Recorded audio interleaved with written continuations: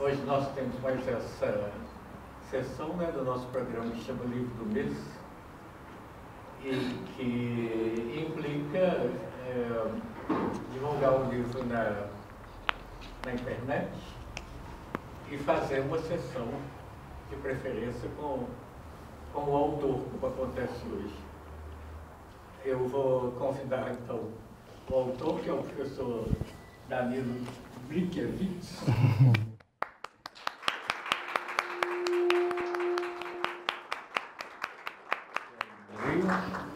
E, bom, o professor Danilo é formado, licenciado em Filosofia e Pedagogia, é professor do Instituto Federal de Minas Gerais, ocupa a cadeira de número 3 na Academia Serrana de Letras, nasceu no Cerro, tem vários livros, alguns sobre Hannah Arendt.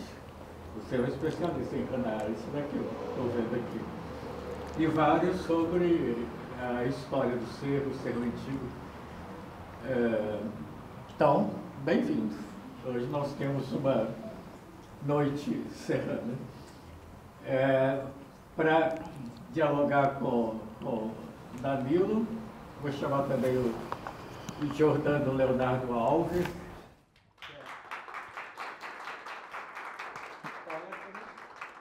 De vez em quando. E é graduado em Direito pela PUC Minas do campus do Cerro. Então, sejam bem-vindos, a palavra está com vocês. E eu vou sentar ali que Danilo vai ouvir. Tranquilo. Muito obrigado pela recepção, senhor presidente Jacinto da Academia Mineira de Letras. A gente montou um bate-papo, uma conversa, e a gente vai começar com o Jordano, que é de Santo Antônio também, a terra de Adão Ventura, e ele foi o prefacista do livro O Ouro do Brasil, e eu contei com as generosas palavras dele para apresentar este livro. Vamos começar então com o Jordano. Seja bem-vindo. Boa noite. Estão ouvindo? Boa noite a todos e todas, né? Primeiro, é um prazer. Um belo dia, eu e minha companheira, a Paula, a gente passando nessa rua aqui, num evento do Cangerê, que tem eu esqueci o nome do parque ali. A gente passou na rua aqui da Academia Mineira, eu falei assim, a gente já pensou um dia, né? Ir ali, mostrar um livro, falar, quem diria, né? Foi até cedo. Danilo é uma pessoa muito especial, porque ele gosta muito da região que ele colocou para a vida dele falar.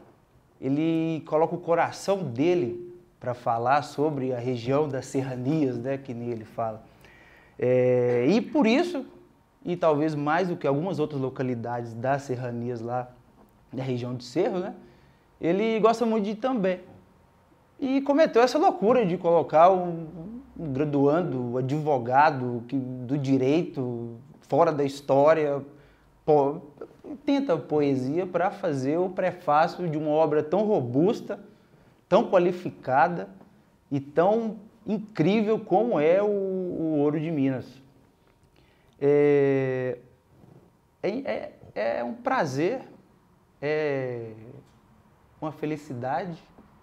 E eu acredito que é um grande momento assim, para essa relação Itambé e Cerro que ele procurou colocar. Por isso ele me convidou para ser o prefacista, né, dessa obra dele, que para mim é a obra-prima dele, por enquanto, né, porque escreve muito. Por enquanto é o magnus opus dele. Que ele conseguiu construir através de muita pesquisa documental, muita pesquisa utilizando autores densos, né, como Michel Foucault, Hannah Arendt, analisando o século XVIII com esses autores. Então, eu só tenho a agradecer por estar aqui nesse momento, ao lado dele, representando a pequena cidade de Santo Antônio do Itambé, que no final, atualmente e lá do século XVIII, esteve relacionada ao surgimento daquela forma civilizacional que ele procura apresentar naquele espaço do mundo, né? Que com suas controvérsias ou não, com suas formações de sociabilidades, que ou formaram novas maneiras de viver em um espaço e acabou-se assim dizimando-se outras, né? Ou transformando-se outras através do que até o Darcy Ribeiro fala de transfiguração étnica, né? Estou falando dos povos indígenas que lá habitavam. Ele procurou, com essa obra do Ouro do Brasil, analisar a formação de um espaço colonial no Brasil, que foi aquele que em 1702 surgiu na região que hoje é chamada de Cerro, e quando surgiu tinha um outro nome, e o seu nome mais conhecido durante um longo período foi Vila do Príncipe e a comarca de Cerro do Frio. A formação desse espaço, que se constituiu aos pés do Pico do Itambé, do espinhaço que corta aquela região, ela formou grupos específicos de resistência àquele movimento de colonização, formulou também o movimento de colonização naquele espaço e a expansão do movimento brasileiro de caracterização de uma forma de viver e de formulação do Brasil, a partir daquele período das Minas e de toda uma transformação da estrutura brasileira. Ou seja, Cerro se encontra diretamente na história do Brasil. E o que o livro do Danilo tenta trazer de maneira direta é essa formação de sociabilidade, bem como essa ligação em forma de rede de uma região tão interiorana, mas tão ligada ao processo comercial, ao processo de colonização português mesmo, né? E esse é um dos pontos máximos que eu acredito que estão na obra, mas sem deixar também de analisar as especificidades do que lá aconteceu, como as revoltas, que ele vai trazer bem, e os amores, com uma personagem que é fundamental e, por vezes, esquecida, né? Por alguma questão como o racismo estrutural, por uma questão como um preconceito que se forma, talvez, em uma historiografia do século XX brasileiro, não sei, que é a Jacinto da Siqueira. Ele traz durante toda a sua obra, ainda que ele caracterize os principais formadores, homens, né, daquela vila, do Arraial e depois vila, né, ele também traz esses personagens que são invisibilizados. Tanto é que na dedicatória, ele faz a dedicatória para as pessoas que foram escravizadas, né? Não para os escravos, para os escravizados que ali, durante um período, foram colocados e submetidos a essa relação terrível, né, de opressão. E, mesmo falando dos amores, como ele vai trazer da Jacinta Siqueira, ele não deixa nunca de identificar que essas relações de poder, que ele também utiliza muito Foucault, estavam e estão, né, latentes naquelas relações, naquelas formações das redes, das relações sociais, as relações políticas que ali aconteceram. As revoltas, os grupos de dominação e os grupos de resistência, como os movimentos contracoloniais, como indica Clóvis Moura, né? Que são os quilombos, e mesmo os grupos indígenas, que naquele período ainda pareciam, nos relatos que ele traz em vasta documentação, na obra O Ouro do Brasil, forma no Cerro uma relação que, no Itambé, por vezes, a gente esquece, que é o pertencimento daquela cidade lá no interior de Minas, a história do Brasil também. Porque na minha cidade, no Cerro, eu não digo, porque tem uma historiografia, uma documentação mais robusta, né? A impressão é que a história surgiu em 1960. O mito fundador da minha cidade parece que foi com um padre lá que chama Padre Joviano. E não foi isso que aconteceu. A história da região, ela está ligada ao Brasil da mesma maneira que a minha cidade, a cidade do Cerro, tiveram produções sociais muito parecidas. E quando ele traz no Ouro do Brasil todos esses grupos, né, através de documentação, através de uma caracterização social que aconteceu aos pés do Pico do Itambé, eu acredito que ele resgata uma coisa que a minha cidade, de 4.000 habitantes, precisa muito, que é deixar os conflitos de cidade pequena, né, e passar a entender que a história daquela região é muito mais antiga do que se acredita ser. E a obra dele, para minha cidade, para as pessoas que vão ler e para as pessoas que vão apreciar o trabalho dele, vai fazer diretamente que esse movimento de rede, né, Brasil, Minas, Cerro e Itambé, que seja, apareça de maneira muito profunda.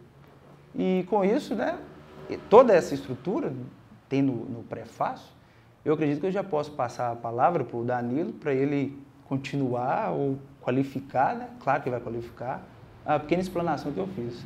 Muito obrigado.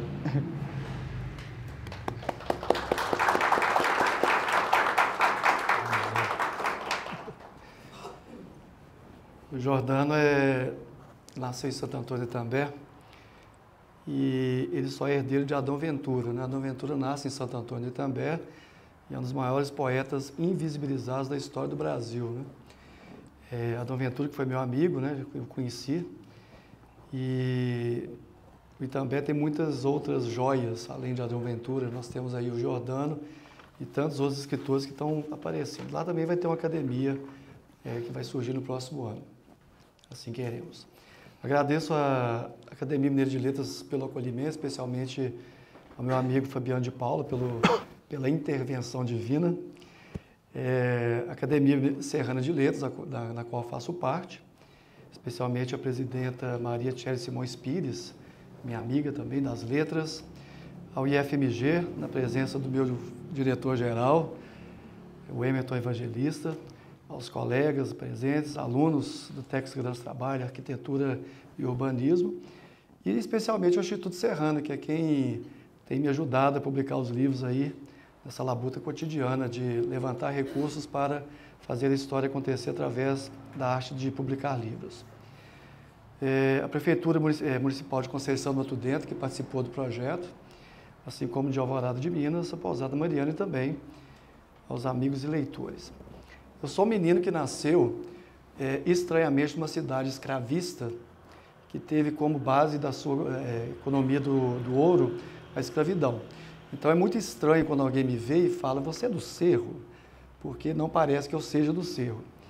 E esse estranhamento eu trago desde pequeno, desde criança, e é muito interessante, porque eu sou filho de imigrantes poloneses por parte de pai e de mãe, os meus bisavós vieram fugindo para o Brasil por causa da fome no que seria a Polônia a partir de 1928. E passar fome é muito interessante, porque uma família judaica fugindo da fome parece um absurdo nos dias atuais, mas não é, especialmente naquela época. E chegar no Cerro como esse ar de estrangeiro me ensinou muito a distanciar o meu cotidiano das realidades serranas, especialmente das histórias serranas. Eu costumo dizer que a minha alma é barroca e foi forjada no catolicismo do espírito tridentino. Todos nós que estamos aqui temos isso. Só nós talvez não saibamos isso. Não existe terapia para identificação de jeito barroco serrano, jeito barroco belo-horizontino de ser, mas todos nós temos algo em nós que diz dessa trivialidade barroca, essa forma de contemplar o mundo, os valores, a própria vida, a existência e por diante. O barroco está em nós desde o final do século XVIII, especialmente até 1750, e não poderia ser diferente comigo. O avô de Jordano, por exemplo, ele comprava ouro e me chamava de coronel. Pensa que uma criança de 8 anos se chamava de coronel, né? Então eu tive que entender que espírito é esse que graçava no ser na minha infância e também na região toda. Eu sempre amei livros por causa do meu pai, que tinha uma vasta cultura livresca, né, por ter sido irmão do Verbo Divino, e então sabia ler francês, sabia ler o latim, então minha casa sempre os livros foram muito presentes. E eu tenho muito coragem de ser pesquisador, porque ser pesquisador, para quem não entende a labuta do pesquisador, é algo meio difícil de explicar. Até na cidade, a vontade de descobrir a fonte, descobrir um documento, de tratar esse documento com gentileza, com educação, com contexto sociológico, filosófico, religioso, não é tão simples quanto parece. Aliás, tem gente que acha que história se resume a achar o documento. Se fosse só isso, seria ótimo, né? Basta ir ao Arquivo Público Mineiro, você descobrir o documento, a história está feita, não é assim. O ofício de historiar é muito mais complexo do que apenas achar uma fonte documental, é preciso contar a história. E isso eu fui aprendendo como pesquisador e também como escritor, né? E durante os últimos anos, depois da minha entrada no Instituto Federal, já são quase 100 artigos publicados em revistas do Brasil, Portugal, Argentina, Espanha e aí por diante. Eu gostaria de destacar nesse primeiro momento um conceito que eu gosto muito, a gente tem aqui alunos da arquitetura e arquitetos também, que é o conceito de jeito barroco serrano de ser e de habitar, tratado no livro Cerro Patrimônio do Brasil, que são 2 volumes, e a gente pôde criar esse conceito para dar conta da colonização do norte de Minas e do leste de Minas, o que parece pouco, mas se a gente for recortar o mapa do Brasil, nós estamos falando de uma grande concentração de território, locais e espaços da região sudeste, que é a região mais rica do Brasil. E isso não tem nenhum mérito ou desmérito, é simplesmente uma constatação econômica, financeira, e que não por acaso é uma das regiões mais ricas da América Latina e também do mundo. Basta a gente ver o PIB, basta a gente ver o que circula de capital nessa região sudeste. Então, quando a gente fala que o Cerro é importante para a história do Brasil, é nesse sentido. Eu tenho um ranço de história regional, né? História regional é para quem quer diminuir a história desses lugares, torná-los invisíveis. Diamantina não tem história regional, Ouro Preto não é história regional, né? Nós estamos falando de inserção de vilas arraiais em rede que mudaram a história do mundo. Então, que história regional que é essa, né? É gente que não quer ver o óbvio, né? O capitalismo mundial globalizado, ele se formou na região das Minas Gerais e foi daqui que nós tivemos, então, o impacto para o mundo todo. Esse livro que lanço hoje, O Ouro do Brasil, ele é uma trilogia, eu chamo da trilogia da pandemia, porque foram 2 anos presos dentro de casa, praticamente, aí eu estava com os documentos todos digitalizados em casa, do arquivo do Senado da Câmara do IFAM do Cerro. Então, o primeiro é esse, uma demarcação de 12 anos. Então, nós temos aí 500 e poucas páginas para contar 12 anos de história. O próximo livro é sobre a política do Brasil, que foi meu pós-doc, realizado em Portugal, com a orientação da Adriana Romero. E aí vão ser mais 700 páginas contando o Senado da Câmara de 1714 a 1828. E o último vai ser sobre o padroado do Brasil, que é a história da igreja na região serrana. E vai percorrer um período de 1713 até 1821. São 455 páginas, com reproduções e anexos dos documentos originais, o descobrimento das minas do Cerro do Frio, que se deu no dia 14 de março de 1702. E é interessante, depois de alguns incêndios em alguns arquivos nacionais, eu comecei a ter um cuidado de pelo menos um terço dos meus livros são documentos originais, fotografados em alta resolução e muitas vezes transcritos para que a pessoa tenha acesso direto à fonte, que é o que eu não tive durante as pesquisas. Então é mais ou menos isso. De tanto sofrer, eu não quero que a próxima geração que leia a história do Cerro sofra também. Nós estamos falando do abandono também dos arquivos, né? A falta de processamento desses arquivos. E a digitalização, e a tal da internacionalização dos arquivos, que seria fundamental para dar mais visibilidade para a história serrana.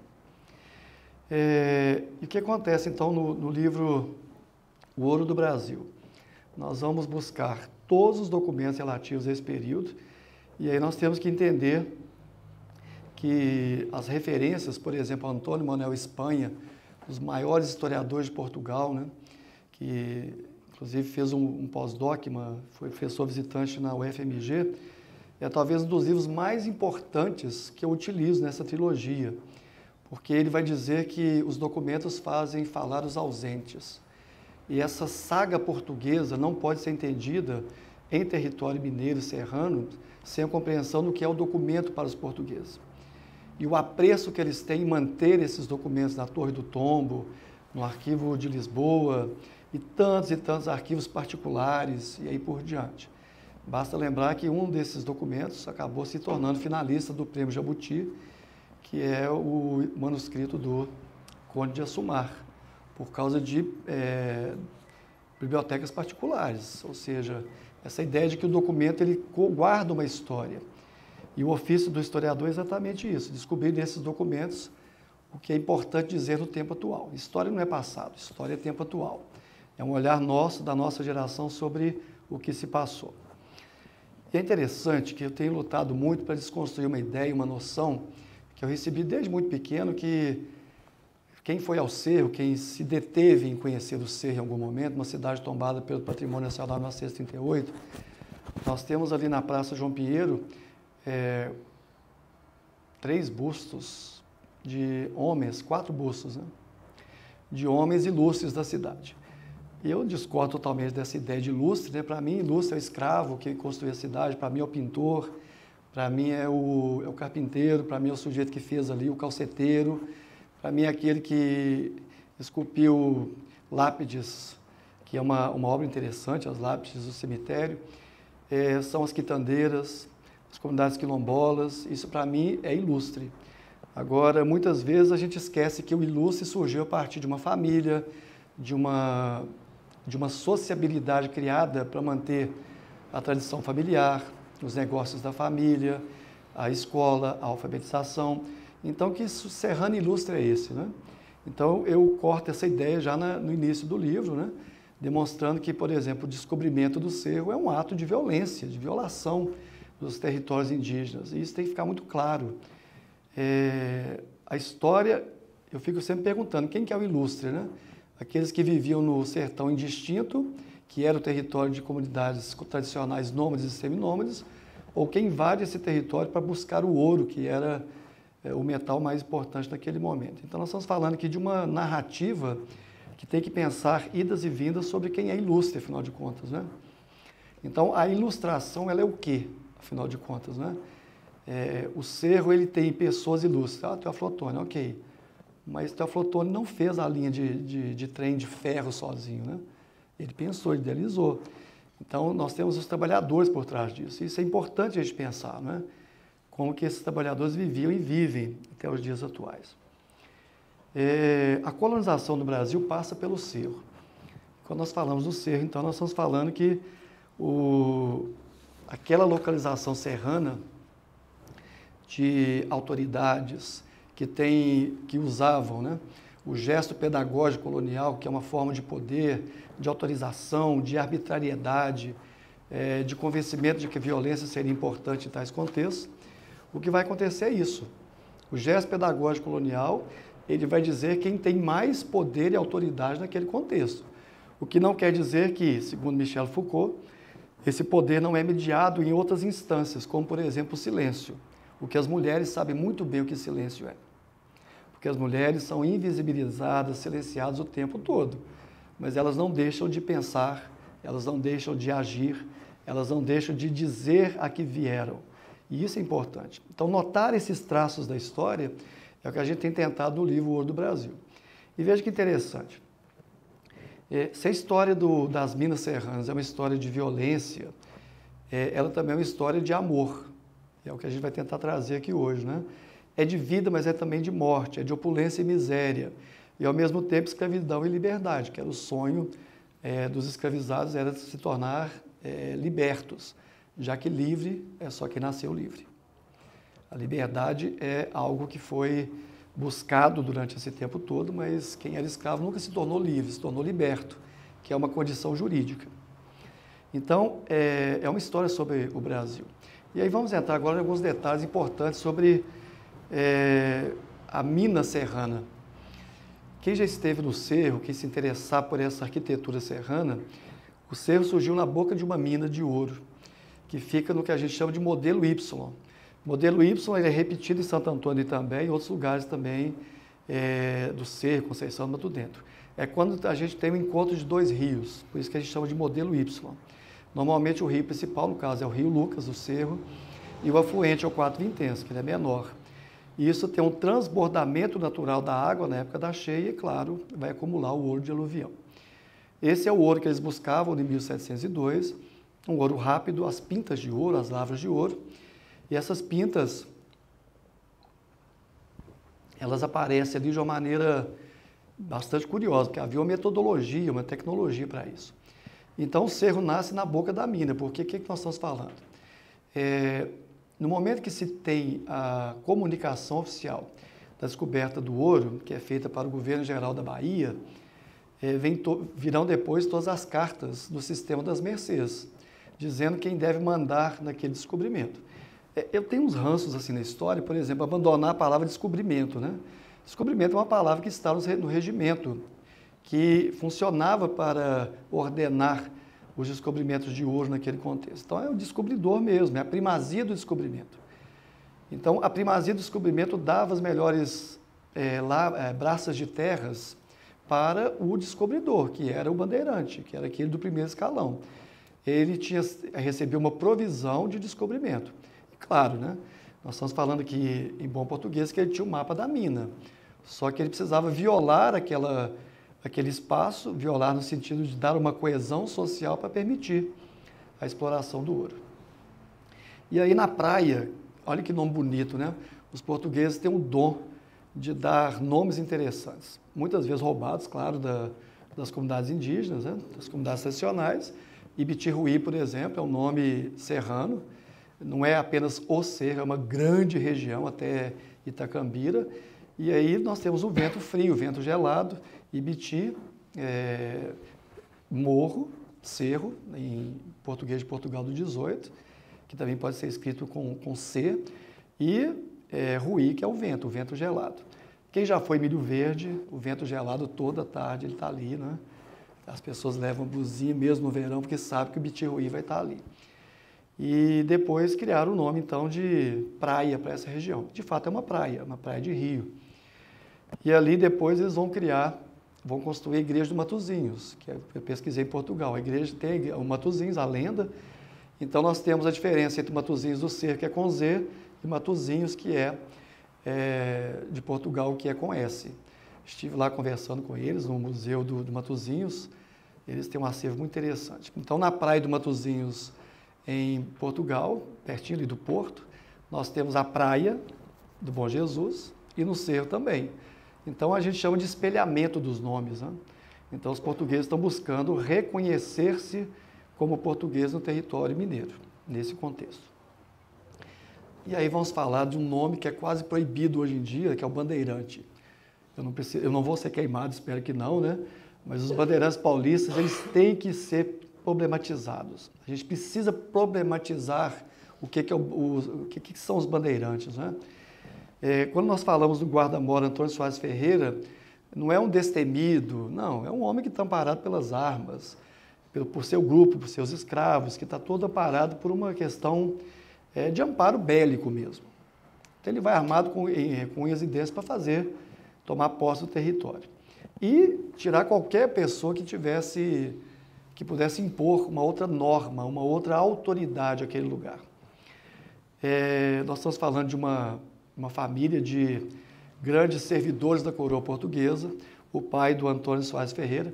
O Antônio Soares Ferreira é filho, o pai é o grande servidor da coroa, matando indígenas no norte do Brasil. Então, um reconhecimento que passou de pai para filho. E ele leva o filho dele, João Soares Ferreira, para se tornar também herdeiro do nome, para dar continuidade. Só que tem problemas aqui, a gente vai ver já já. O regimento dos superintendentes, guarda-mores e oficiais deputados é o que, de certa forma, norteou o descobrimento do cerro. E é interessante, o ouro ele não era contabilizado em 1702 em gramas. Então, nós estamos falando de oitavas de ouro. Então, é uma conta interessante. Então, me acompanhe nessa conta que a gente vai chegar no resultado curioso. Primeira conta que a gente faz sobre o cerro. Uma oitava de ouro equivale a 3,59 gramas de ouro. Essa é a conta redonda. 1 quilo de ouro, que é coisa pra caramba, é muito trabalho escravo para chegar a 1 quilo de ouro. Nós vamos ter 279 oitavas de ouro. No final das contas, o descobridor do cerro, ele conseguiu, durante 2 anos, retirar 406 oitavas de ouro, ou seja, 1,5 kg de ouro. Então, nós estamos falando de 1,5 kg de ouro. Hoje, se você vai na internet, lá no Google, o preço da oitava do grama de ouro está em torno de 18 quilates. Nós estamos falando aqui de 18 quilates. Vale R$331. É o preço cheio, claro, né? Vezes 1.500 gramas, nós temos aí em torno de R$500 mil. Isso aqui é toda uma lógica de investigação da chamada história econômica, que a gente chega no fator de colocar, a gente chega no momento que a gente vai colocando os fatores até chegar nos valores atuais. Ora, R$500 mil em 2 anos, vamos combinar que não é qualquer coisa. É um valor bastante alto, né? Já que ele praticamente gastou muito pouco para chegar e a primazia, então, valia a pena. Nós temos que lembrar, então, que esse descobridor, e talvez esse livro aponte muito isso, né? Que a gente consegue medir quanto cada braça de lavra dava, quantos escravizados, e aí nós temos dados do livro que vão me dizer de comparativos com Ouro Preto. Então, Ouro Preto tem uma produtividade X, tinha mais ouro, o cerro tem uma outra produtividade. E essas produtividades de ouro são fundamentais para manter a sociabilidade, porque se a mina caísse em produção, diminuiria o impacto da sociabilidade, porque eu vou ter menos gente trabalhando. E aí um dado interessante, mas de 1702 a 1712, quantas pessoas circulavam nessa boca da mina? Nós estamos falando de uma mina de ouro, que hoje é a Praça de Esportes do Cerro, de frente da Igreja Matriz, de frente da Igreja do Matozinhos, em que nós temos ali 1.000 escravizados circulando todo dia. Subindo, descendo para baixo, para cima, não importa, né? É a região das minas, as minas do Cerro do Frio. E o mais curioso é que vários historiadores, e eu acho que memorialista é historiador, porque nem havia curso de história quando o primeiro livro de história do Cerro foi escrito, né? E era um juiz de direito, o Dr. Dario. Então, quando ele escreve sobre isso, ele fica tentando buscar o nome do arraial, e esse nome não chega. Porque não tem nome de arraial, são minas do Cerro do Frio. E o curioso é que é muito interessante como que as minas viram vila. E é um mistério, aí tu fica tentando, não, vamos colocar então Arraial de Baixo, que existe até hoje, com Arraial de Cima. Gente, esse documento não existiu, não existe esse nome em lugar nenhum. Então, as explicações elas vão do terreno do documento e do terreno da lenda. Ou de vamos colocar um nome bonitinho por causa de originalidade. Não tem um arraial. Aquela mina ali vira depois a Vila do Príncipe. E aí as minas do Cerro do Frio se tornam as minas do Cerro do Frio se tornam, então, Vila do Príncipe. E o curioso dessa história toda é que a gente tem uma dinâmica, que é o quinto do ouro. Nós, brasileiros, achamos que não pagar imposto é uma coisa muito gratificante. Nós aprendemos isso com os portugueses, com os paulistas, né? Com aqueles que iam para as minas de ouro. Porque o contrabando ele é muito mais interessante do que você manter, de fato, ali a sua escrita contábil regular. Então, a gente calcula que esse trânsito de ouro nessa região vai ter muito, eu calculo pelo menos 50% desviado em contrabando, os famosos casos de até queijos do cerro que eram usados para contrabandear diamante, ouro, e aí por diante. A lendária figura do Santo Pau Oco, e aí vai, né? Mas aquela coisa, quando se quer traficar, é preciso entender que todos que estão ali estão trabalhando em função do contrabando também. E se a gente não entende isso, a gente faz uma história que é uma história que é um café gostoso de tomar, mas não é uma história real. O contrabando ele é mais valioso, logo vai ter muita gente para trabalhar no contrabando. E eu não vou avançar aqui porque nós vamos entrar numa outra polêmica, que é a questão das comunidades quilombolas. Quando essas comunidades se formam, se organizam, em função de fato, como um serviço de contrabando, e o Jordano é especialista em quilombos, né?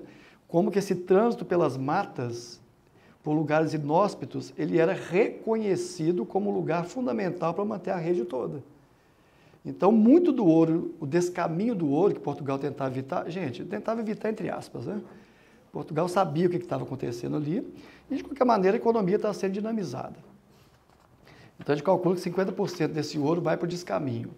E, muitas vezes, com autorização, é uma relação de poder das autoridades que estão ali. Então, a lógica é a seguinte, eu sou garimpeiro, esses nomes também não aparecem muito claro, alguns falam garimpeiro, minerador, vai depender do documento, mas de qualquer maneira alguém que tem escravos. Existe a lógica do quinto do ouro, que é 20% de tudo que é arrecadado, ou de tudo que vai ser apresentado como arrecadação. E aí o guarda-mor aparece... Você quer que vai para frente? Tá bom? Beleza. E aí o que acontece? É interessante, tira o ouro está em pó, ou se quiser o ouro bruto, né? E ele vai ser levado para os representantes da coroa, da Real Fazenda da Coroa Portuguesa. E ali vai ser quintado. E aí há um documento, que é o documento de permuta, que foi quintado. E aí pode circular com aquele ouro. Só que a gente esquece a outra página dessa história, que esse ouro que está circulando vai pagar sapateiros, ferreiros, tudo que é necessário, as prostitutas, os alfaiates, tudo que é necessário para manter a vida naquele lugar. Então nós estamos falando de serviços que vão ser pagos a preço de ouro, literalmente. Ok, as pessoas também não comiam ouro, então é preciso que alguém produza alguma coisa para comer. Então é preciso que alguém também se dê com a lavoura. E isso tudo é pago com ouro. Então o queijo do Cerro nasce nesse contexto, né? O não desperdício do leite, então vira uma peça que você pode comer aos poucos durante um tempo maior e tudo mais. Então tudo que a gente está dizendo aqui é que esse guarda-mor tem um poder muito grande de dizer sim ou não para o contrabando. E ele sabe quem está contrabandeando ou não. Então é um olhar muito refinado de uma relação de poder. Eu sei que você está contrabandeando, mas eu concordo, pode. Você pode fazer o que você quiser. São autorizações que são dadas. Normalmente, a penalização ficaria mais com os escravizados, especialmente os faisqueiros, que estavam tentando juntar algum dinheiro para pagar o pecúlio para se tornar o forreado. Então, ali, de fato, a coisa... Nós sabemos como é o Brasil, né? Quem está na linha de frente ali, normalmente, vai sofrer mais do que quem está no comando da situação. O Cerro deu muita sorte. Os arquivos que ficaram em Ouro Preto, nós utilizamos o livro da Real Fazenda, que tem o descobrimento do Cerro, um dos poucos livros de descobrimento do Brasil e também da América Latina. E ele está praticamente integral, né? As primeiras páginas ali um pouco mais complexas, mas dá para a gente fazer. No livro a gente traz a transcrição de todo esse documento.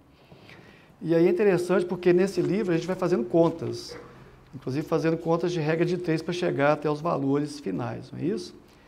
E a gente chega, pelo menos num dos livros, o primeiro livro do descobrimento, que está ali mais ou menos 8, 9 anos, a um valor total de 50 mil gramas de ouro.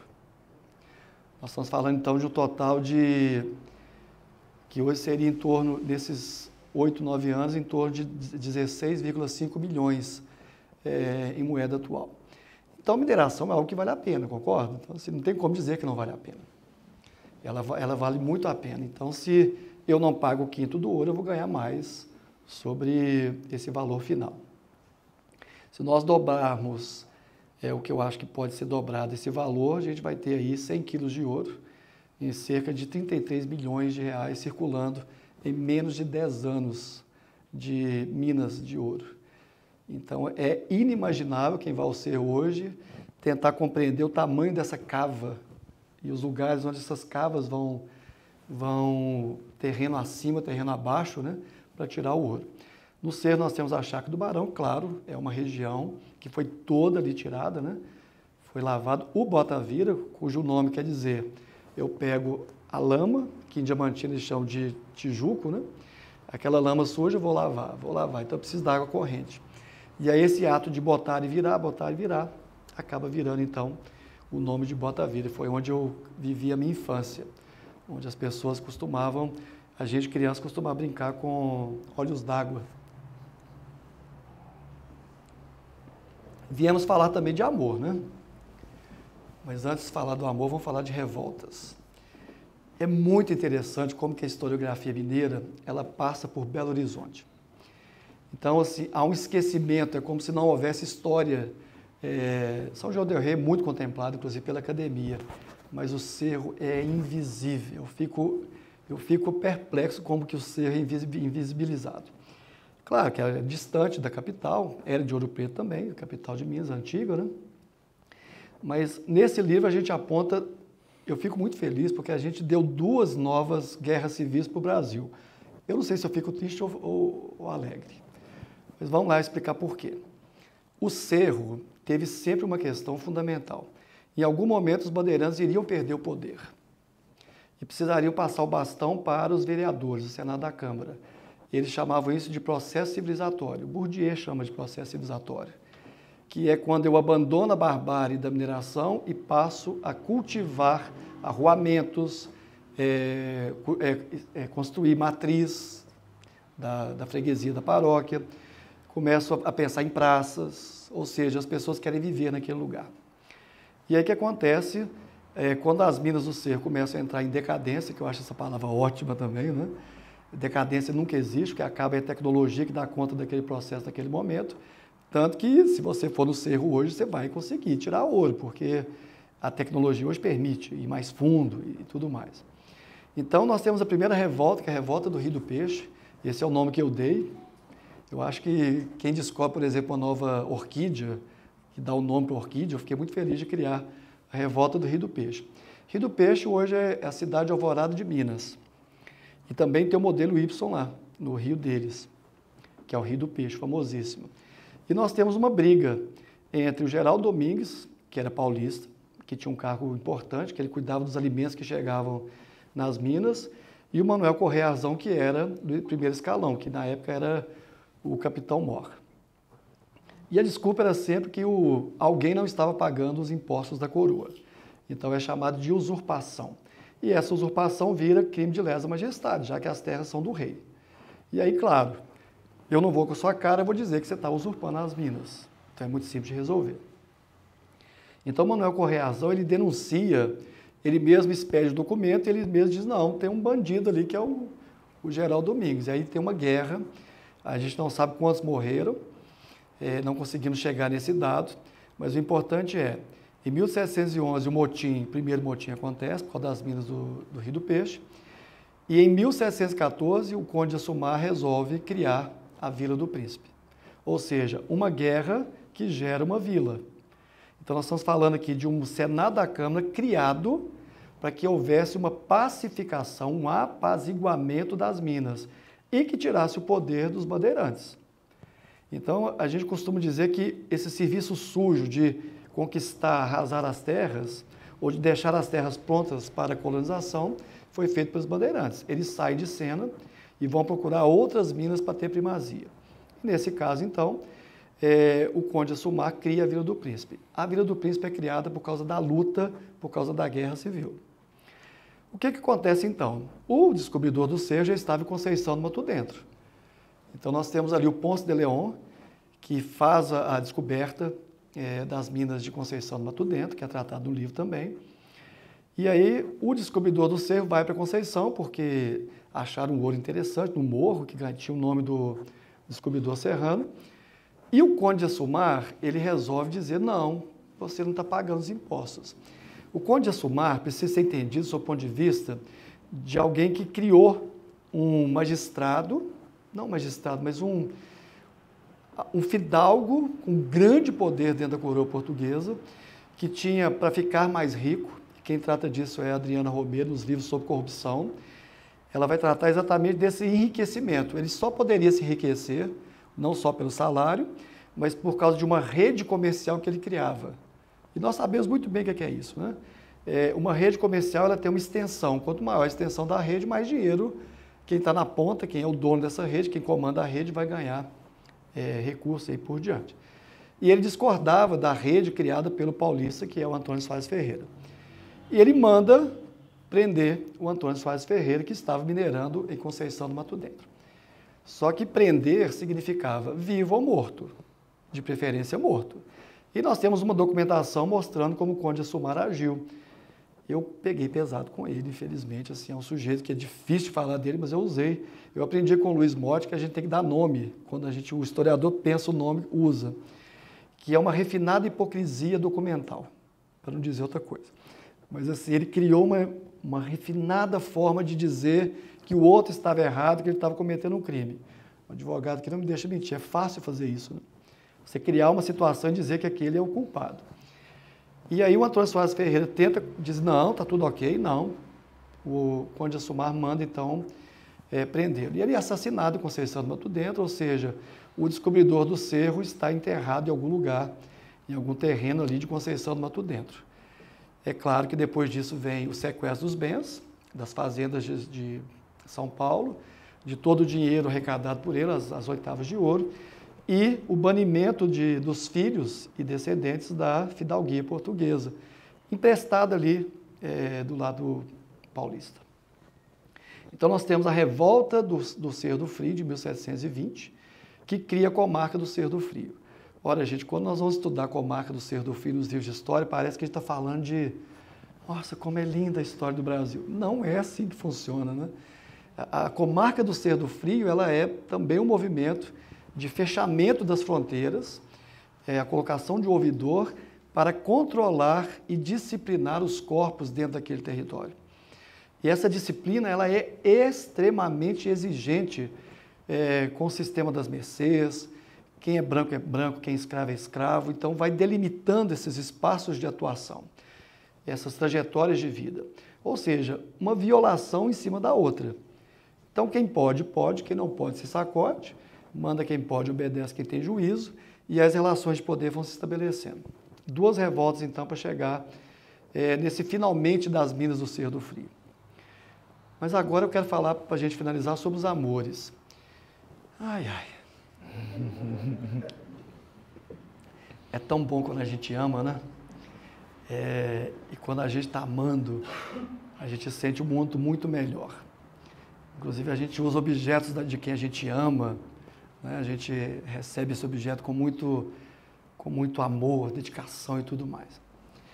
E antes da Chica da Silva existir, lembrando que Chica da Silva não é diamantinense, ela é do Cerro, né? Ela nasceu em Milho Verde. Então a gente tem cuidado, a gente na história tem essas manias de roubar os personagens, né? Ela nasce em Milho Verde, batizada em Milho Verde, na igreja matriz de Nossa Senhora dos Prazeres. Esse nome é fantástico, né? Nossa Senhora dos Prazeres, onde a Chica da Silva foi batizada. E a relação da Chica não era com Diamantina, era toda com o Cerro, porque o proprietário dela era serrano e participava dos eventos, especialmente os eventos de criação do distrito diamantino. Mas é uma outra história. E aí também eu não vou entrar nessa polêmica, porque eu tenho um outro ponto de vista sobre a Chica da Silva. O que me interessa, e que talvez ninguém tenha se interessado, talvez a Júlia Furtado, no livro da Chica, onde a Jacinta aparece, é entender a rede matrifocal, a rede das mulheres que operam dentro desse mercado do matrimônio. E a Jacinta Siqueira é uma das figuras mais emblemáticas. Ela tem um testamento. Esse testamento está em algum lugar da memória do judiciário, foi retirado do Cerro, está em Belo Horizonte, outra polêmica, não vou entrar nisso agora, né? Mas a pátria desse documento é o Cerro, deveria estar lá onde deveria se instalar o museu, mas está aqui, é um documento museologizado que a gente não pode, como historiador, pesquisar. Mas a gente já tinha essas cópias, porque o historiador também é danado, né? Assim como os advogados, né? E alguém fez a cópia e circulou entre os historiadores. Então, nós temos esse documento. E ele é a base para contar a história das mulheres. Tem muita lenda, não vou entrar nessa questão aqui agora, porque a gente está falando de história, mas no Cerro tem várias lendas envolvendo a Jacinta Siqueira. Uma delas é que ela foi descobridora, gente. Descobridora não dá, né? a mulher não descobria, a primazia do descobrimento é dos homens, né? Então, ela não chegou junto com os descobridores. Então, ela pode ter descoberto uma outra lavra ali perto da primeira, né? E provavelmente foi no Botavira. Mas a Jacinta, ela cria uma rede de proteção muito interessante. Tá, mas quem que era a paixão dela? Isso a Rede Globo não pode escutar, porque senão vai criar um romance, né? Como a Globo tem esse poder de criar uma história para inglês ver, né? Então, assim, escravizar, aquela coisa toda. E a Jacinta não, a Jacinta é uma mulher que é escravizada na África, então ela recebe o nome católico, Jacinta, provavelmente porque ela nasceu no dia de Santa Jacinta, que é uma franciscana, ela foi amortalhada no hábito de São Francisco, ela não era alfabetizada, então ela assina sempre com o sinal da cruz, e ela dizia dela que ela era Jacinta Negra Forra da nação Mina. Essa é a identificação que a gente tem. A Jacinta Siqueira, ela tem algo muito interessante porque ela conta muito do gesto pedagógico colonial. A gente considera que ela sai do recôncavo baiano, juntamente com o proprietário dela, nós não sabemos se já alforriado ou não, e ela provavelmente aprendeu a técnica da descoberta do ouro e do manejo dos escravos em Minas na terra dela, que a gente não sabe onde é. O porto que ela embarcou foi Costa da Mina, então é muito difícil dizer onde seria. Ela provavelmente foi comprada por Antônio José de Campos Lara, Antônio José de Campos Lara, um homem branco, um rico fazendeiro minerador, provavelmente do recôncavo baiano. E quando há a descoberta das minas do Cerro do Frio, eles descem, e descer é muito interessante, né? Porque no mapa parece que eles estão subindo o Rio São Francisco. Mas os caminhos são tantos, nós estamos falando de 1.000 quilômetros mais ou menos de distância entre o Cerro e a região de Salvador, Recôncavo Baiano, mais ou menos ali. E ela sai de lá provavelmente alforriada e desce para a região do Cerro. Só que ela chega lá como uma das mulheres mais importantes, porque estava junto com o seu proprietário ou ex-proprietário. E eles vão levando um capital para investir. E nós vamos pesquisando a Jacinta Siqueira, os documentos que a gente conseguiu levantar, e percebendo que ela tem ali em torno de 11 escravos, que a colocava numa situação muito interessante naquela condição das minas, e ela era sempre apoiada por seu ex-proprietário. Esse homem se torna um dos homens mais poderosos das minas do Cerro do Frio. Ele vai batalhar para criar a Irmandade Nossa Senhora da Purificação, lembrando que em Minas só tem purificação no Cerro, e é por causa da Jacinta Siqueira. Ela encomendou o risco da primeira capela, o risco da segunda capela, risco na arquitetura é a planta, né? E o sino ela mandou trazer de Salvador. Então, tem uma história com a Igreja da Purificação. Curiosamente, aí depois vocês podem ler no livro, essa igreja foi deixada cair no final do século XIX e ela foi demolida totalmente em 1921. A igreja nunca pleiteou o lote, nenhuma irmandade apareceu para requerer os ossos e até hoje a gente não sabe quem é o dono do terreno.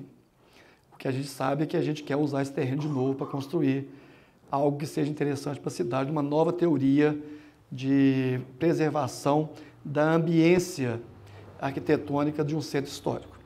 Mas isso é uma outra conversa para um outro momento.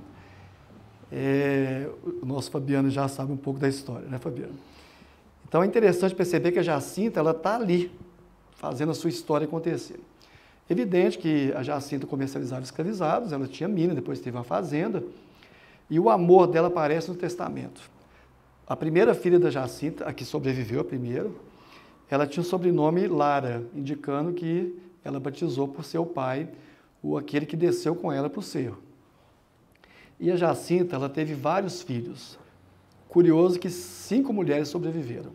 Os anjinhos, que eram crianças nascidas mortas no momento do parto, ela registrou e ela teve uma audácia tridentina, né? Porque o anjinho, como ele não foi batizado, ele só poderia ser sepultado fora da igreja. Só que ela sepultou todos dentro da igreja. Já os escravos dela eram sepultados todos fora da igreja. E a gente tem isso documentado. Então é interessante ver a lógica, né? Eu sempre falo para os meus alunos da arquitetura que a branquitude ela tem a ver com o fator econômico. Os meus alunos também do Técnico de Segurança do Trabalho. A gente tende a pensar a branquitude como ganho econômico. Então, muitas vezes, mesmo a pessoa negra, ela vai ficando cada vez mais branca porque o olhar econômico vai tirando a negritude. Porque, às vezes, a gente acredita que, na história brasileira, o que a gente chama de sangue infecto prejudicou muito a visão de outras pessoas que trabalhavam com as mãos, trabalhos manuais e por diante. Mas o interessante desse amor é que no Testamento ela dedica centenas de missas para o seu amado. Isso é um gesto muito bonito, né? Então a pessoa está ali no leito de morte e tal, e no Testamento eu vou deixar missas para o meu amado. Já que ela acreditava, e aí tem que entender a história para isso, né? Ela acreditava que ia para o purgatório, porque ela está amortalhada no hábito de São Francisco. Ela vai para o purgatório, vai chegar lá, provavelmente vai encontrar com o amado dela, os dois vão rezar muito, inclusive os que ficaram vivos no corpo, para que eles possam passar para a igreja triunfante. E aí vão viver um amor eternamente. Então essa beleza do gesto a gente às vezes não captura, porque falta entender que dentro dessa mulher batia um coração, não é isso?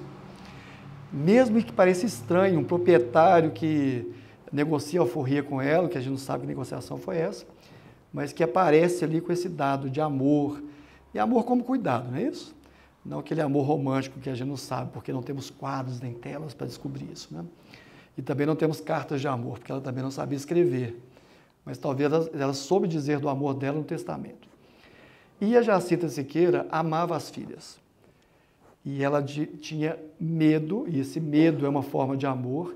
Ela protegia suas filhas, dando dotes valiosíssimos, dando escravos, dando moleques, que são escravizados entre ali 12 e 13 anos, e também as meninas, para ajudar ali nos trabalhos da casa. E ela vai amar essas filhas de um jeito e protegê-las, permitindo que essas filhas se tornem depois, primeiro que elas nascem de homens muito poderosos. Por exemplo, o superintendente das Minas, que se tornou vereador depois, que é o escrivão que vai fazer o documento do cerro. E o Lourenço Carlos Mascarenhas de Araújo dá nome para uma das filhas da Jacinta. Só não vê quem não quer. E isso está no livro do Gilberto Freire, citando aquele que ocupa a cadeira que leva o nome dele, que é o Alferes Luiz Pinto, que tem um fundo no Arquivo Público Mineiro. E quem fez a pesquisa foi o Alferes, que devolveu a Jacinta ao seu lugar na história do cerro. E não por acaso ele era tio de João Pinheiro, que foi governador de Minas Gerais. E é interessante ver que nesse documento, que é o testamento, além do Antônio José de Campos Lara, ela vai deixar os bens para as filhas, a Bernarda da Conceição e Lara, a Quitéria Joana Batista Lopes, todos os nomes de alguém que tinha muito poder naquela região. Tem um baiano que ela conheceu também, que acabou tendo filho dele, a Rita de Jesus Mascarenhas, que é provavelmente a filha do Lourenço Carlos, a Josefa Gonçalves de Siqueira, que tem o nome da mãe, e aí por diante. E esse testamento vai chegar até as netas e bisnetas da Jacinta Siqueira. Então nós estamos falando de uma matrifocalidade histórica, financeira, é um gerenciamento de uma rede de proteção de mulheres. E essa rede vai ser fundamental para a gente entender a Chica da Silva, porque a Chica também cria uma rede de proteção para as filhas e para os filhos. E é uma rede muito interessante que envolve Santa Luzia, o Mosteiro de Macaúbas, que envolve toda uma trama de negociações que a gente não consegue entender muito bem o que essa mulher está fazendo. Ela está protegendo as crias, mas também protegendo o patrimônio, ela tem inteligência emocional, ela sabe negociar com o padre, com a irmandade, ela foi sepultada em alguma ordem e aí por diante. Ou seja, a Jacinta, curiosamente, ela desperta uma ideia de que existe uma centralidade da mulher que aprende a lidar numa sociedade escravista com uma lógica própria. Então, esse amor pelas filhas, pelo ex-proprietário, o amor por Jesus, né? Por mais estranho que isso possa parecer, é um amor que diz respeito a um contexto muito específico. Um amor que não é um amor romântico, mas é um amor que transborda. Eu cuido de alguém, alguém cuida de mim, eu rezo para os santos da igreja, depois eu sou mortalhado, eu quero ser cuidado por eles. É o amor troca, é o amor que acaba estabelecendo vínculos durante a vida e após a morte. E aí uma reclamação com o IFAM, que eu já fiz com o nosso amigo Fabiano, né? A gente poderia ter o corpo da Jacinta Siqueira preservado, inclusive com restos do manto, mas no cerro a gente teve intervenções no subsolo ali nas campas das igrejas e de fato foram tirados os corpos. Então a gente poderia ter um conjunto de ossos, um ossário interessante, né? Com a história do cerro. Como a Chica da Silva também tem uma polêmica lá sobre os ossos da Chica da Silva. Então é muito interessante perceber como que esses amores são vividos. Evidente que o amor pelo ouro, talvez seja a conclusão mais interessante, esse amor pelo vil metal, mas outros e tantos amores também acontecem. E eu queria encerrar essa minha fala, antes da gente abrir para alguma pergunta, né? Dizendo que esse espírito barroco que eu falava no início, ele tem que ser melhor entendido por nós, mineiros e brasileiros. Existe uma doçura, um transbordamento de algo que a gente não entende muito bem e que diz muito do ser mineiro. A emoção de se alimentar de uma determinada maneira, isso é barroco. A forma de ver a estação do ano, a sombra. Lá em Santiago de Compostela, eu conto isso muito para os meus alunos, já é cansado, pode até fechar o ouvido. Foi a cena mais maravilhosa que eu já passei até hoje estudando barroco, essas mentalidades, né? Eu estava na igreja dos beneditinos em Santiago de Compostela e uma guia declamava poemas inteiros em espanhol, uma coisa belíssima. E em um determinado momento ela falou, não, a gente acredita que o barroco seja quando o ser humano consegue entender que a luz e a treva é de Deus. E na hora que ela falou isso, abriu um sol dentro da igreja e todo o douramento da igreja se abriu para todo mundo, ficou todo mundo assim. E ela chorava quando falava da luz e da sombra, né? Então, quando a gente começa a entender que o espírito barroco é luz e sombra, é opulência e pobreza, amor e ódio, amor e vingança, pequenas mesquinharias ali da economia do ouro, do diamante, a gente começa a entender melhor esse espírito barroco. E aí, claro, a gente está lutando para que o cerro entre na lista indicativa de patrimônio da humanidade, eu estou coordenando esse projeto. Estamos aí esperando que o IFAM autorize a entrada do cerro na lista indicativa e a gente vai ver um transbordamento de barrocos e rococós nos próximos anos, que é quando a gente vai fazer, se Deus quiser, esse dossiê para o tombamento do cerro. Já temos aí quase 100 anos de tombamento pelo IFAM e a gente sabe que agora, com as comunidades quilombolas, que estão precisando de muita proteção, a gente vai conseguir, de fato, essa inscrição do jeito barroco serrano de ser e de habitar. É isso, eu agradeço muito a atenção de todos e a presença e vou abrir para as perguntas. Filho da dúvida, da calma.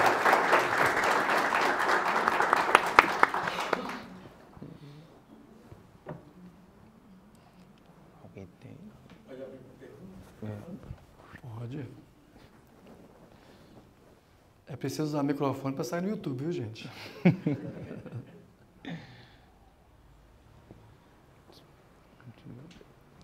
Eu tenho uma também. Boa noite, paz, saúde e alegria para todos. Quero cumprimentar pela sua bela palestra. Eu não sou serrana de nascimento, mas sou serrana de coração. Eu estudei 8 anos internos no Colégio Nossa Senhora da Conceição, que é um grande patrimônio, né, daquela cidade. E eu gostaria de saber onde ficava essa igreja Nossa Senhora da Purificação, no Cerro. Ela fica onde hoje nós temos a Praça do Epaminondas, que tinha um busto do Teoflotone que hoje virou estacionamento. Então, é um mistério o que aconteceu com essa igreja. Deixa eu contar rapidamente. A igreja foi criada, a gente acredita que com a doação da Jacinta Siqueira. Depois a Irmandade de Nossa Senhora da Purificação tinha uma fazenda, aliás, fazenda não, ela tinha uma casa de aluguel para manter o que a gente chama de fábrica, né, que é o patrimônio, para fazer pequenas reformas, e logo depois, no final do século XVIII, a Arquidiocese de Mariana ela fomenta a criação das arquiconfrarias do Cordão de São Francisco. E o cerro, no caso, a paróquia de Nossa Senhora da Conceição, é uma das primeiras a absorver isso. E a arquiconfraria recebe, ela passa a governar, digamos assim, o patrimônio da igreja da purificação. Evidentemente, a purificação, o nome indica que é para alforriados, especialmente, e para negros. Assim como a Igreja do Rosário depois também vai ter essa finalidade. Então, nós estamos falando de uma igreja que vai se tornando o centro da rua, ela é um ponto central da Rua Direita. E nós estamos falando, então, de uma cidade, de um arraial, aliás, Minas do Cerro do Frio, vila, e depois cidade de 1938, que tem no centro uma capela que é para negros e alforriados e para pessoas as pessoas têm um olhar diferenciado. E o que vai acontecer? Com a criação da Igreja do Carmo, as missas da matriz, quando ela estava em reforma, passaram para a Igreja do Carmo. E sempre a população renegada historicamente habitava esse espaço. E, evidente, nós estamos falando de festas muito populares, como, por exemplo, São Francisco. Com o passar do tempo, especialmente no século XIX, que é um século muito racista, especialmente no final do século XIX, vão chegar as doutrinas higienistas no Cerro. E também o movimento ultramontano, que é um catolicismo conservador, onde é criado o Colégio Nacional da Conceição, o Hospital Santa Teresa, Casa de Caridade Santa Teresa, e o orfanato para meninas negras, saídas da escravidão. Até que em 1921, ela estava literalmente caindo aos pedaços, e aí a Prefeitura do Cerro, o Poder Executivo na época, determina resolver todo o processo de retirada da madeira, telhado e tudo mais, e aí depois então seria uma praça. Só que nós estamos falando de espírito tridentino, que são os corpos sepultados, as pessoas que têm uma ligação com aquele campo santo. Professor, eu gostaria de saber sobre a descendência de Jacinta e qual a relevância deles ainda na cidade do Cerro nos dias atuais. Aluno é bom que joga a gente uma fria, né? Ele conhece Santo Antônio também muito bem. Já subiu o pico? Já subiu o pico? A Jacinta de Siqueira é citada no livro do Gilberto Freire, Casagrande Senzala, por causa da pesquisa do Alfés Luiz Pinto para o Arquivo Público Mineiro, já que ele era um correspondente serrano dos arquivos do Cerro no Arquivo Público Mineiro. E essa descendência vai depender de... Eu não sou especialista em genealogia, que é uma área extremamente complexa. Tem uns colegas aqui que estão fazendo pesquisa e estão descobrindo coisas aí. Então, o que é interessante? O embranquecimento genealógico também é racismo estrutural.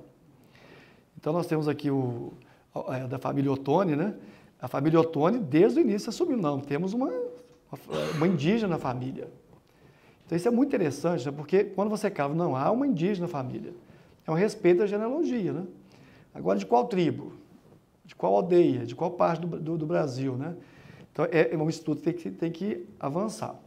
No caso da Jacinta, quando ela é citada pelo Gilberto Freire, o texto é muito categórico.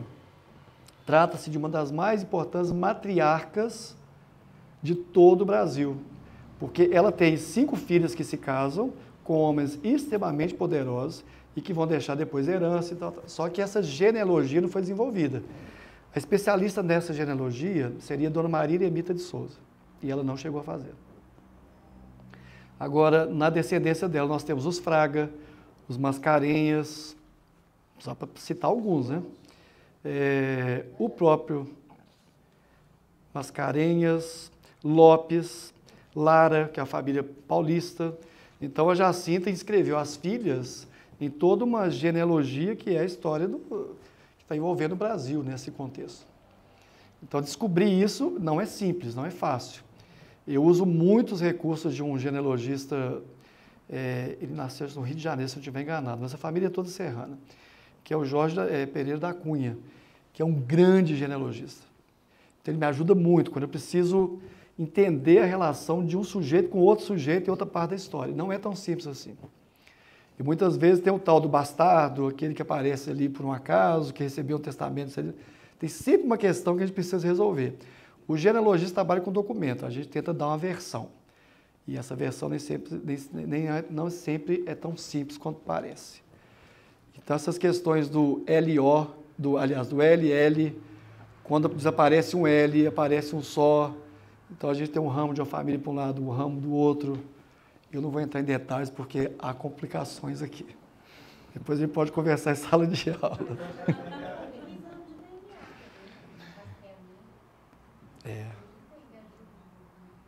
Seria ótimo.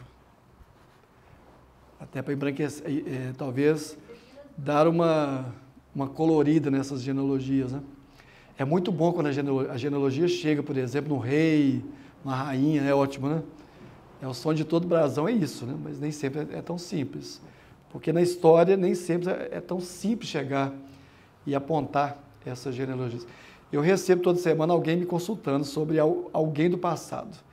E eu falo, nossa, eu não sou a melhor pessoa, vou tentar te ajudar, né? Porque é um estudo muito específico. Luiz?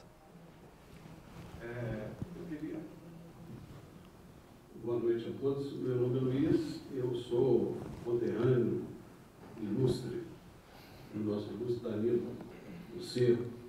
Né? Somos contemporâneos, vivemos na infância e a juventude no Cerro. Parabéns pela sua palestra, pelo seu conhecimento. E a gente sabe que o Cerro é uma cidade pequena, né? Mas quando a gente vê você falando as histórias, a gente fica imaginando que é uma cidade enorme, cheia de muitos valores e muito passado, né? Você aumenta a cidade. Eu queria te perguntar o seguinte, eu já fiz algumas pesquisas, assim, olhando algumas coisas na internet, porque a gente fica lá curioso para saber quem realmente descobriu o Cerro, né? E você falou do Antônio Soares Ferreira, eu li aqui alguma coisa rapidamente, e fiquei na dúvida, porque eu já li que quem descobriu o Cerro, quem foi primeiro para o Cerro, atrás do ouro, até lá no Itambé, era o genro de Fernão Dias, né? E Fernão Dias já era um bandeirante que explorava o ouro em outras regiões, e eu entendi que ele deve ter falado assim, não, aqui já é minha, agora se você quer explorar, você vai para outro lugar. E o genro foi para o Cerro. Isso é o que eu entendi, pelo que eu pesquisei. Mas você falou desse Antônio Soares Ferreira, eu pergunto então, quem realmente descobriu, quem chegou no Cerro? O regimento dos superintendentes que disciplinava os descobrimentos de ouro, ele é categórico. Primeiro tem que ter uma provisão, então, ou seja, alguém tem que ter a primazia de um possível descobrimento. Acho que a gente tem que separar dois pontos da história de Minas Gerais e do Brasil. Os mapas das minas, que muitos ali estão no meu livro, que eu coloquei como anexo, ou como figuras. Os mapas das minas, eles sempre circularam. A ocupação, a colonização é outro patamar de descobrimento.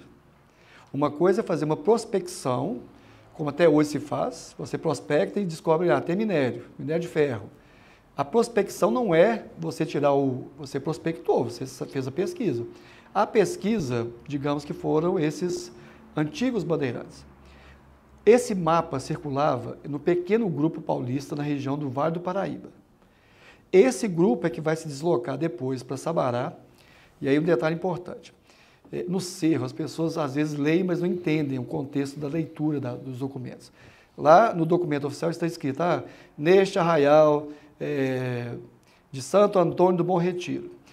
É preciso entender o espírito tridentino. O descobridor saiu de Sabará, Roças Grandes, a principal igreja de Santo Antônio do Bom Retiro. Ele faz uma promessa, porque Santo Antônio é o patrono, aquele que ajuda a descobrir objetos. Quem que o garimpeiro quer descobrir? Ele quer descobrir ouro. Hoje a gente seria descobrir um marido, esposa e por diante, né? Santo Antônio é para descobrir objetos perdidos. E essa ideia de que eu dou o nome no descobrimento, mas nunca mais foi usado. O Cerro não tem capela matriz de Santo Antônio. Alvorada de Minas é Santo Antônio de Itambé, e aí por diante. Mas Santo Antônio não aparece no Cerro, então é pagamento de promessa. Então, Antônio Soares Ferreira, ele recebe, quem lavra o documento é o procurador da Receita da Fazenda Real. Então, é um grupo fechado para descobrir, colonizar. Colonizar significa, eu tenho a primazia do descobrimento, eu mato, eu prendo, eu arrebento. É isso. Então, assim, qualquer pessoa que fizesse uma intervenção ilegal fora do regimento seria punida.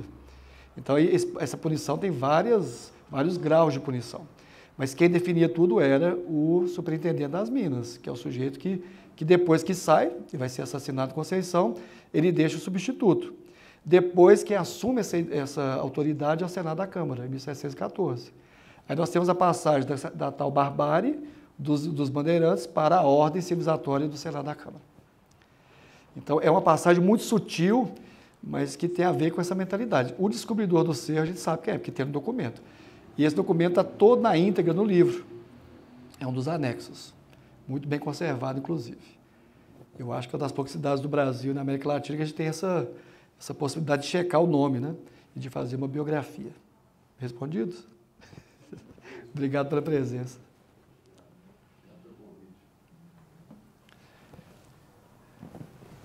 Se não tivermos mais nenhuma pergunta, uma questão, você tem? Então.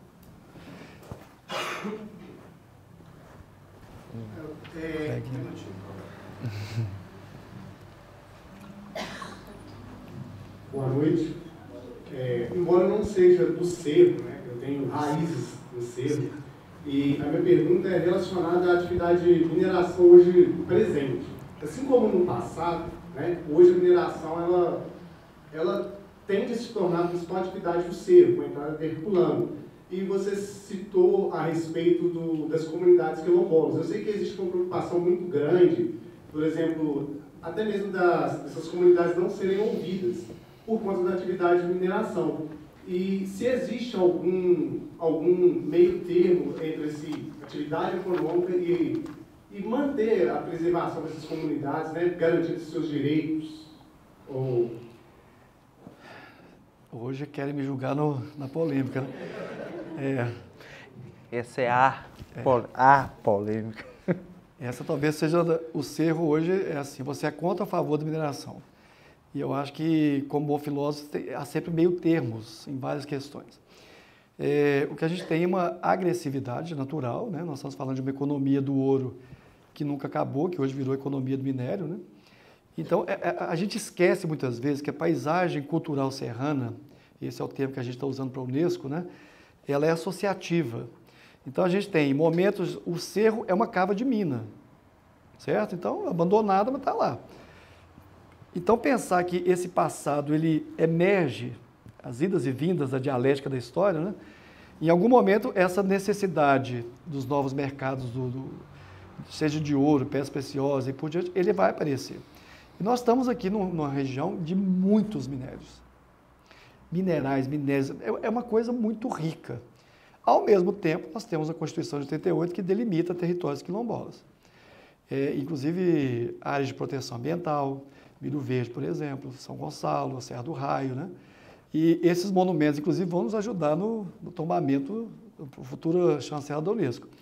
Mas veja, o que é interessante é perceber que existe uma possibilidade de boom da economia do ouro e decadência. Boom e decadência. Assim como Diamantina. Diamante, ouro, decadência ou boom de mineração. E a gente sabe que a geração de empregos é imediata, que é o que a gente vive no cerro hoje. Então a gente tem muitas casas sendo construídas, reformadas, uma cidade que circula mais dinheiro, Conceição do Mato Dentro, e tantas outras cidades do entorno. Então, os meus sobrinhos todos trabalham na Anglo. Então, assim, nós estamos falando de uma atividade que está muito viva e está muito presente. E ela tende a se alargar. Agora, é um projeto de curto prazo? Não, de longuíssimo prazo. E a gente acredita que essa luta quilombola ela é fundamental para colocar, de fato, isso que você colocou, né? O que queremos com o futuro? Eu acho que é essa pergunta que o cerro precisa fazer. Nós estamos no meio lá da formulação de um plano diretor. Então, esse plano diretor vai apontar para onde a gente quer caminhar.